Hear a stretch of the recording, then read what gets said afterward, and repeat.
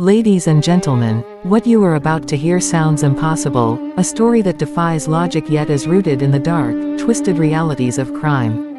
Imagine a man, unaware that he is dead, moving through the world as if alive, slowly uncovering the mystery of his own murder. Every clue he follows, every lead he chases, brings him closer to the truth, yet he remains oblivious to the most shocking fact: he is the victim. This is not just a story of murder, it is a tale of irony, justice, and the fragile line between perception and reality. Imagine a world where reality itself betrays you, where the line between life and death is blurred, and where the most ordinary actions take on an extraordinary significance. In this story, the victim, the man whose life had been brutally cut short, continues to move through the world without knowing that his existence has already ended. He walks the streets, visits familiar places, speaks with people he once trusted, and yet every interaction carries a weight he cannot comprehend. The brilliance of this scenario, from a crime perspective, is that the murderer assumes the case is closed. The criminal believes that once the act is committed, the trail goes cold. But the victim, in a tragic irony, becomes the instrument of their own investigation, following clues and patterns that only someone intimately connected to the crime could decipher. From a criminal investigation standpoint, the first striking truth is how ordinary objects become extraordinary. A photograph left slightly out of place, a forgotten note tucked into a drawer, a receipt showing a transaction at the wrong time. These are not dramatic moments, but in their accumulation, they form a trail. In real-world cases, investigators often note that the smallest details hold the key to solving crimes, and in this story, those details work against the perpetrator in the most unexpected way.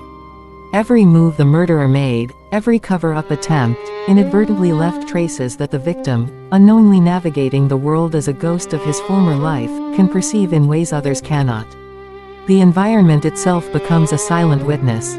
Walls, rooms, streets, even the weather, all contribute to the revelation of a crime that the criminal assumed would remain hidden forever. Another dimension of this narrative is psychological.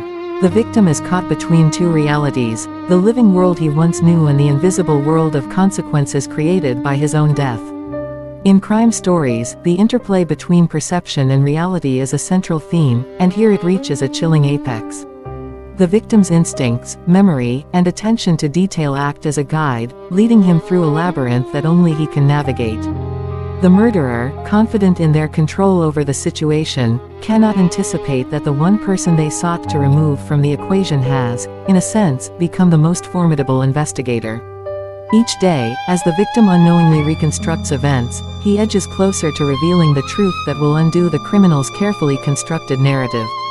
The story also underscores the concept of irony in criminal justice.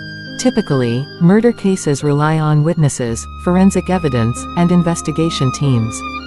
Here, the twist is that the central witness, the person whose life was taken, becomes the unwitting detective. This inversion of roles creates tension and suspense. Every action the victim takes, revisiting old haunts, noticing familiar faces, encountering items left behind, is a step in reconstructing the puzzle. In a traditional crime, a victim cannot speak. Here, the victim's voice is expressed through observation, intuition, and the subtle interaction with the physical and social environment.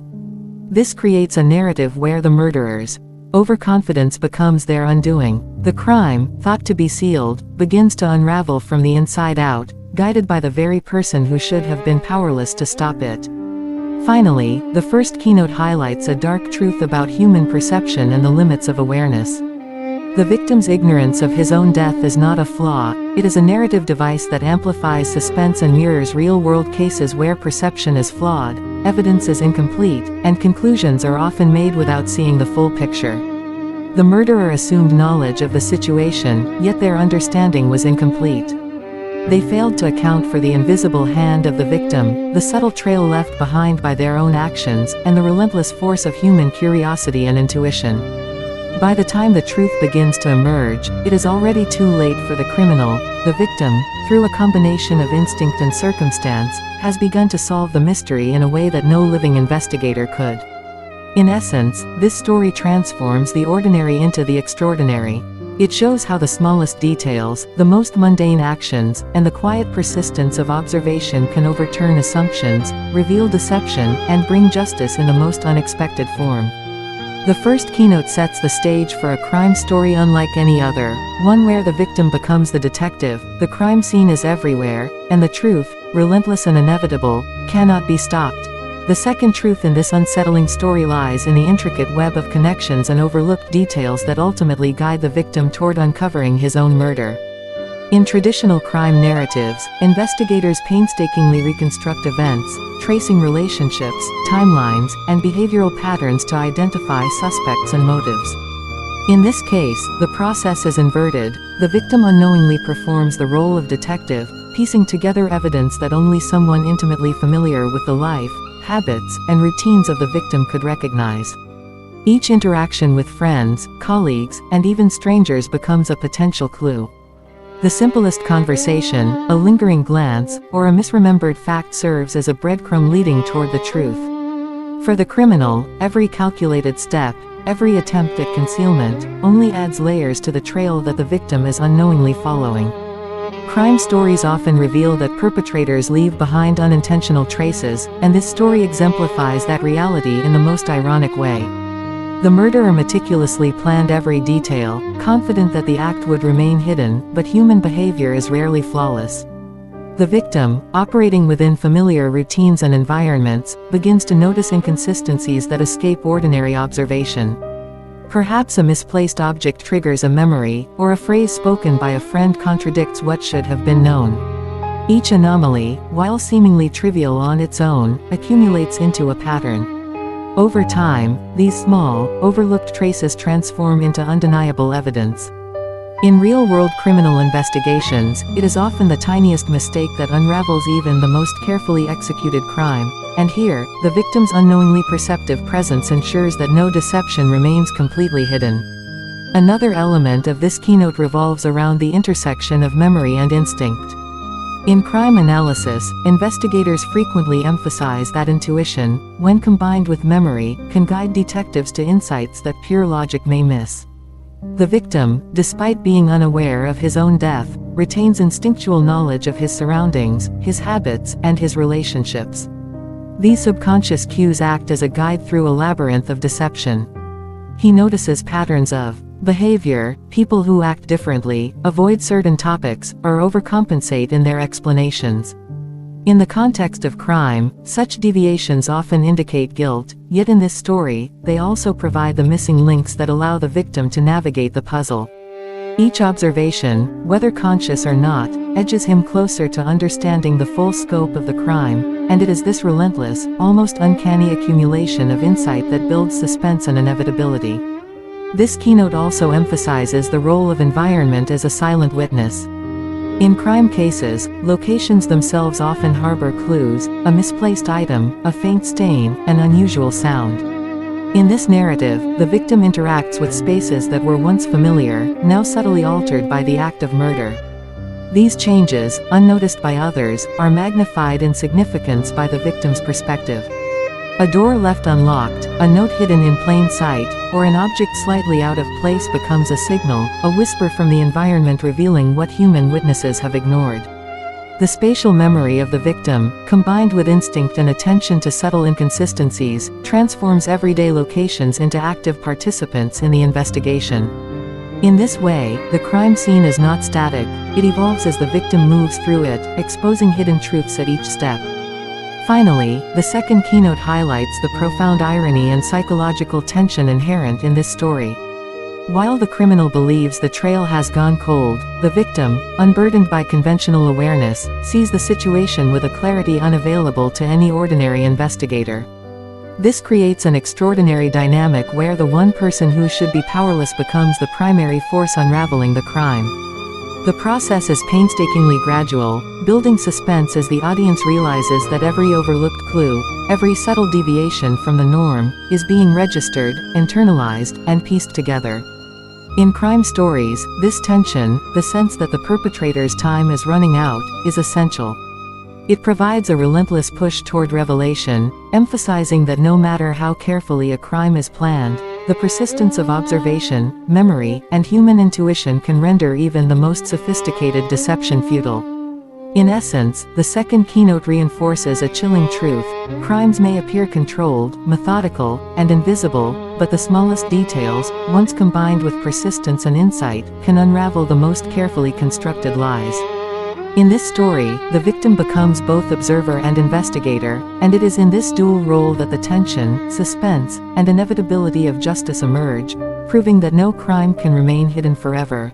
The third truth in this astonishing tale revolves around the moment of revelation, the point where the victim begins to piece together the full scope of the crime, often without realizing the magnitude of what he has uncovered.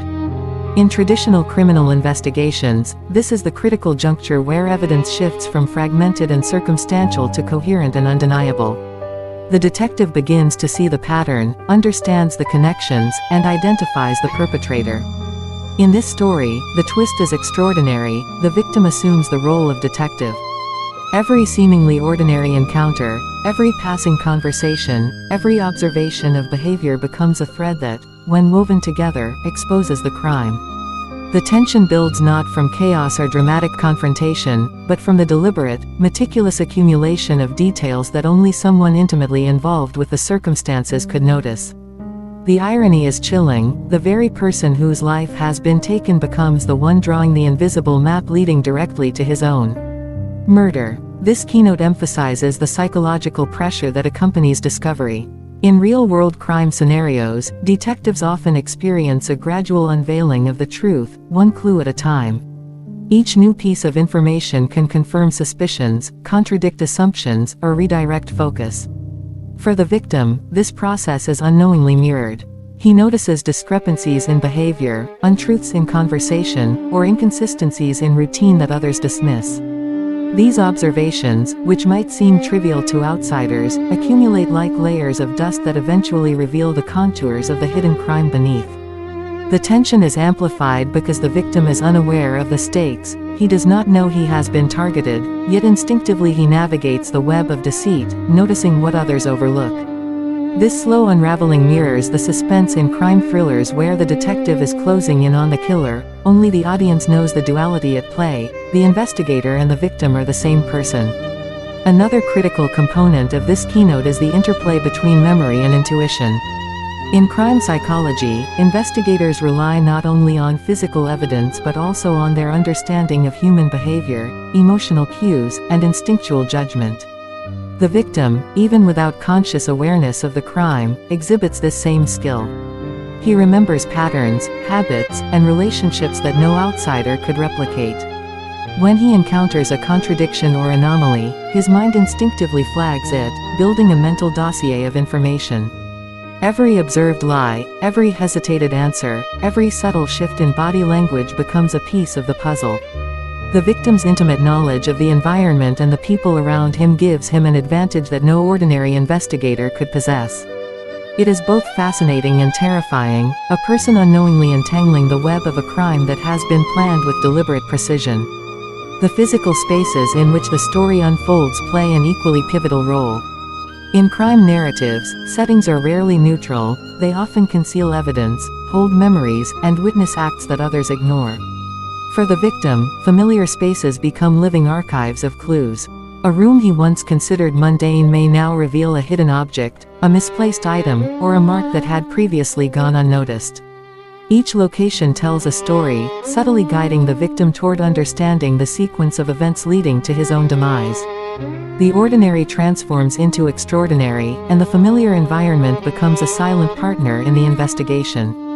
It is through these spaces that the victim's unconscious observations gain coherence, and the murder he does not know he is investigating becomes increasingly discernible. Perhaps the most suspenseful aspect of this keynote is the growing sense of inevitability.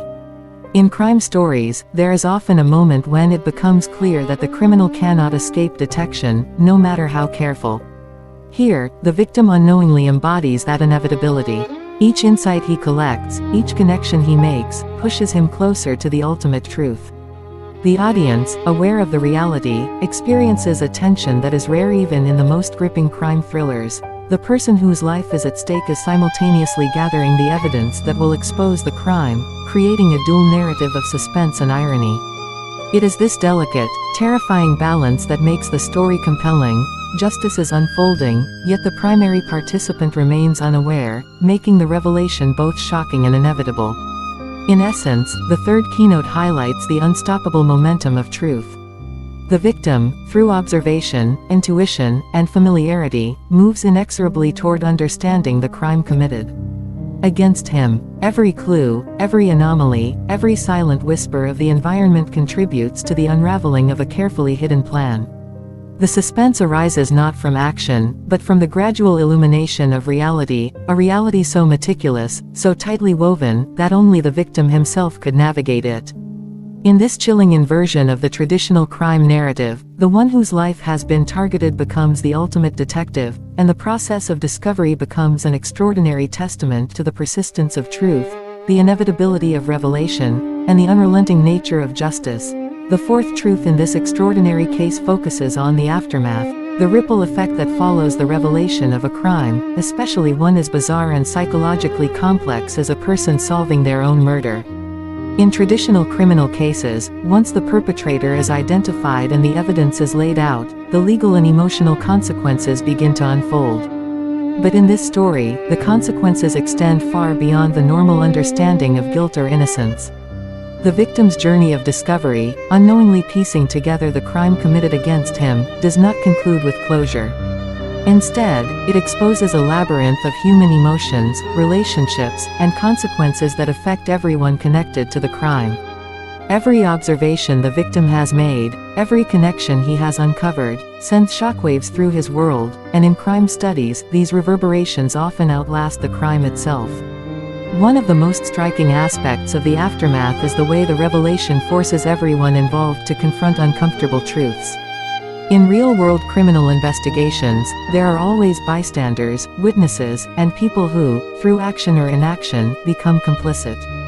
Here, the victim himself uncovers not only the perpetrator but also the network of lies, concealment, and deception that allowed the crime to remain hidden.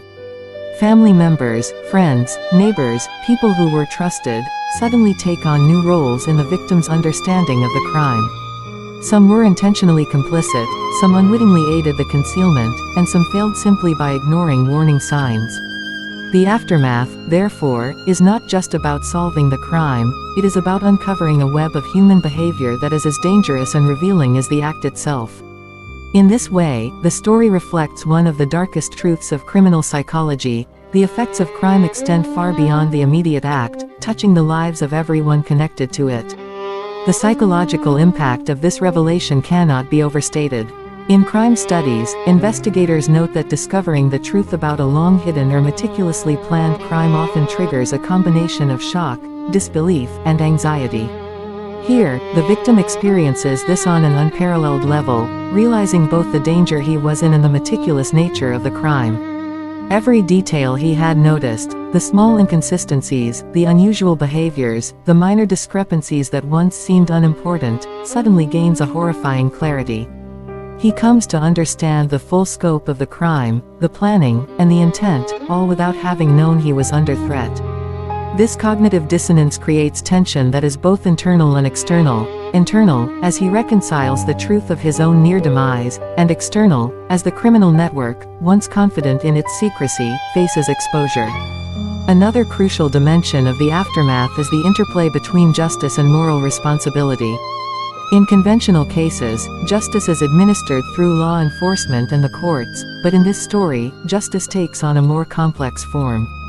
The victim's discovery itself becomes a form of posthumous accountability, forcing the perpetrator to confront the fact that their plan has been unraveled, even if the victim remains unaware of the full consequences at first. The ripple effect extends beyond legal resolution to emotional reckoning. People who were once considered innocent are forced to examine their choices, question their complicity, and confront the moral consequences of their silence or ignorance. In crime narratives, this is often where the most profound tension emerges. Justice is not just about punishment, it is about exposure, accountability, and the revelation of truth, no matter how uncomfortable.